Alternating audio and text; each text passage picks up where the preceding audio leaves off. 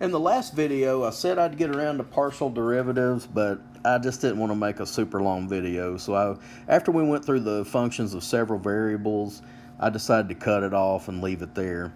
This video will concentrate on taking partial derivatives. These are for functions of several variables, but you're only going to take a derivative with respect to one variable at a time. There's a couple of notations that I want to be clear about. One of them is using lowercase delta. The derivative of z, and if you see this notation, instead of an English d, you see the Greek delta. That represents partial derivative. So this is derivative of z with respect to x, and it's called a partial derivative. A shortened notation you will see that represents the same thing as z with a subscript x. You can also see that, and they mean the same thing. It's just different ways to write it. For this function, the first term is x to the fifth. Since that has the variable that we want to take a derivative of, we take derivative of that business as usual. So 5x to the fourth. The second term doesn't have an x at all. So even though it's got a y, negative 5y, if you're taking a derivative with respect to x, counts as if it were just a straight up number, a constant. Constants always have a derivative of 0. So there's nothing to write for that second term. Let's go and take the partial derivative of function z, but this time we'll do it with respect to y. That little delta is hard to write sometimes. If you prefer, just use the function with a subscript of the variable you want to concentrate on. Back up to the top, x to the fifth contains no y, so it's considered a constant. Nothing to write. Constant has a derivative of 0. Second term, negative 5y, the derivative of that is negative 5. Partial derivatives most of the time will not come out to the same value because you're taking derivatives and finding rates of change with one variable concentrated on instead of both. In our second example, we have g of xy equals to the natural log of x to the fourth plus y to the fourth. Our first derivative will be with respect to the x variable. With natural log, remember you have 1 over whatever trails it. That was the 1 over u part of the formula that we had a few sections back, times the derivative. Now the derivative with respect to x, you only take the derivative of that lead term, which is 4x cubed. And if you wanted to write this nicely, you have 4x cubed as your numerator, x squared plus, 4x squared. Nope, my bad. I was looking at the wrong area, y'all. Sorry about that. Let me take that off. Here we go. X to the fourth plus y to the fourth.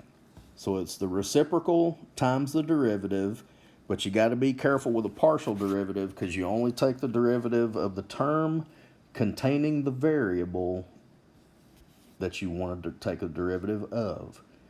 If you do this with respect to y, you still do reciprocal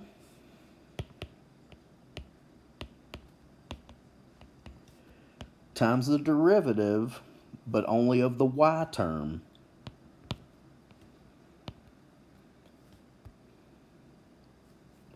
I am just trying to mess this problem all up. My apologies, y'all. 4y cubed. And then, again, let's clean this up a little. We have 4y cubed over x to the fourth plus y to the fourth.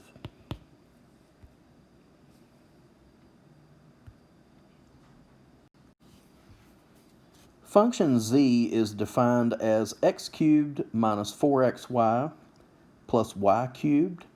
The first time through, we're going to take the derivative of any term that has an x. The first term is all x, so that is 3x squared. This next part, we got to be careful because it has an x and it has a y. Now, if you're taking the derivative with respect to x, just stare at the x. Its derivative is 1. After you take the derivative of the variable you're interested in, like the derivative of x is 1, whatever your derivative is, you multiply by what's next to it. 1 times negative 4y is negative 4y. Now the x goes away because when you take 1 off its power, it goes to 0. The third term has no x at all. It's considered a constant, and so that's as far as you go. That's a actual 0. You don't even have to write it. The next time through, your derivative with respect to y, the first term has no y, that's 0. The middle term has a y. Its derivative is 1 times negative 4x, so that's negative 4x. And then your back term, since it is only y, its derivative is 3y squared.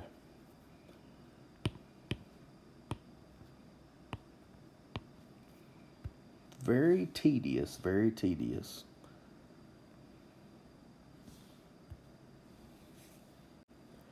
Let's stick with the same function.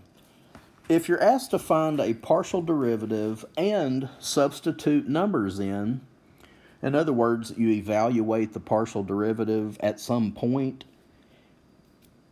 you take your partial derivative and then, like we did in the previous video, respectively plug in this problem, negative 1 for x and 0 for y.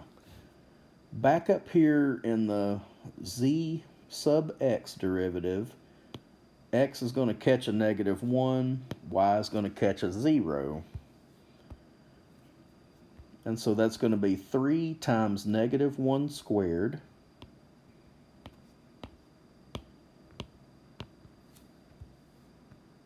minus 4 times 0. What's our grand total there? 3. Very good.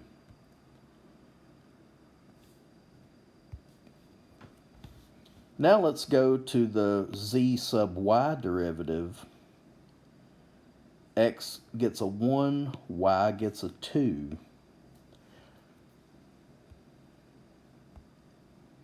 Negative 4 times 1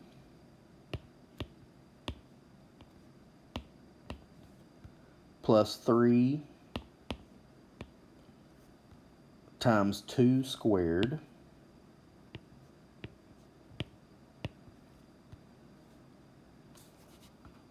okay, that gives us negative 4 plus 3 times 4, that's 12, and then we get those combined and we get a total of 8. And so 3 is the rate of change of the top function in the x direction at the point negative 1, 0. The rate of change in that function in the y direction at the point 1, 2 is positive 8. So if you think of these as surfaces, instead of just a hill and a valley in real life, a three-dimensional, you know how they have different slopes at different points on them?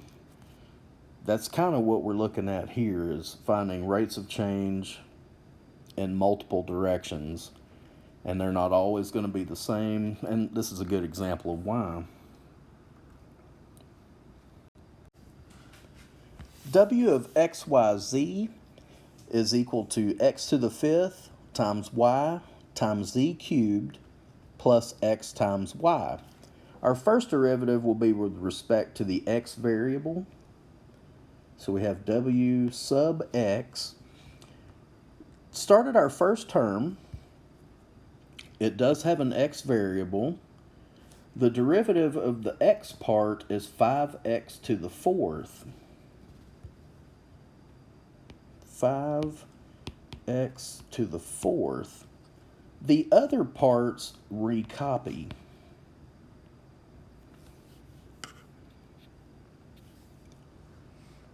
The second term, it has an x. What's the derivative of just x? 1. Very good. 1 times y. And that's your derivative with respect to x. Now, we're not going to go all the way through the z's. We're just going to do a derivative with respect to y, and then we'll plug some values in. This one could definitely have a w sub z, and I'll just verbally go over that when the moment comes. Okay, w sub y, our first term has a y.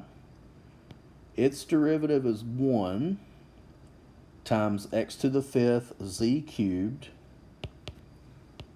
1 times x to the fifth z cubed. Our second term has a y. Derivative of just y is 1 times x is x, and that's it. Actually, I think I am going to squeeze that derivative in here.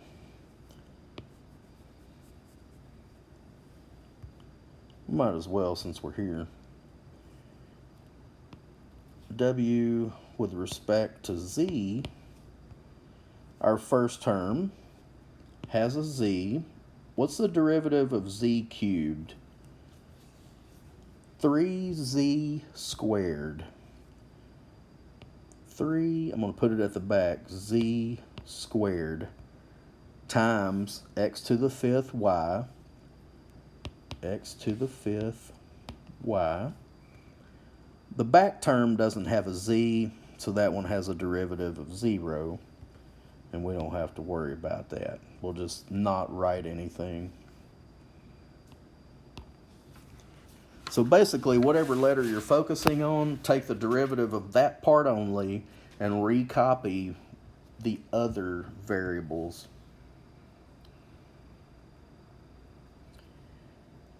Okay, so let's take our x derivative and plug in 203.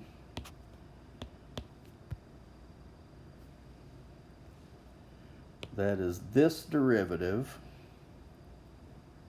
2 goes in for x's, 0 in for y, and 3 in for z. Be careful. So that's going to be 5 times 2 to the fourth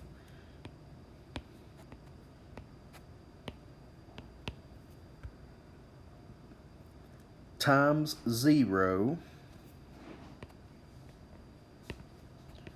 times 3 cubed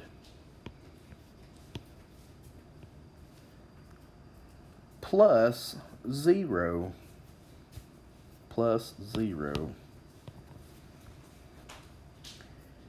Let's calculate.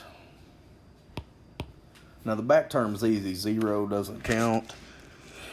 And if you keep your wits about you, you actually don't even have to type in that first part. 5 times 16 times 0, that's the magic number there, times 27, all said and done, 0.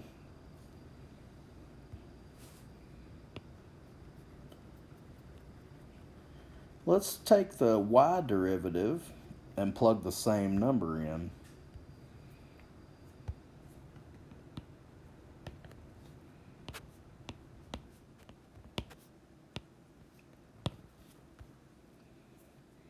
Okay, now this should get a little bit different. If we go to the y derivative, the one in the middle up here, this one, 2 goes in for x here and here. 0, there's no y to plug in, that's fine. And then the z is going to catch a 3. So that's 2 to the fifth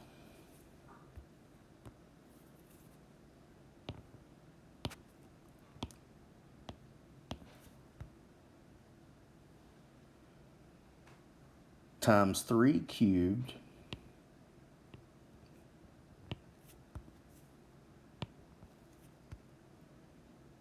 plus 2. Okay, let's make sure we got it plugged in. X to the 5th, that's 2 to the 5th. Z cubed, that's 3 cubed, plus X is 2. Very good. Feel free to use your calculator. This is going to be 32 times 27. That's 864 if my math's right. I'm going to double check. Yep, 864. And then we add 2. That's going to be 866. Very steep in the y direction at the point 203. And then let's do w sub z at the exact same coordinate.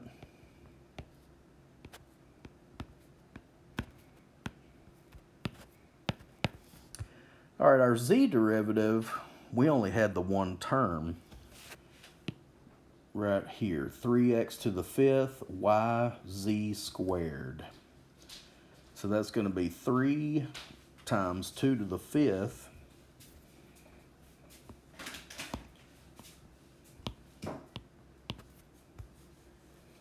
times 0, that makes it nice, times 3 squared, z squared. And then that 0 in the middle really helps us out on our calculation. That gives us 0 total.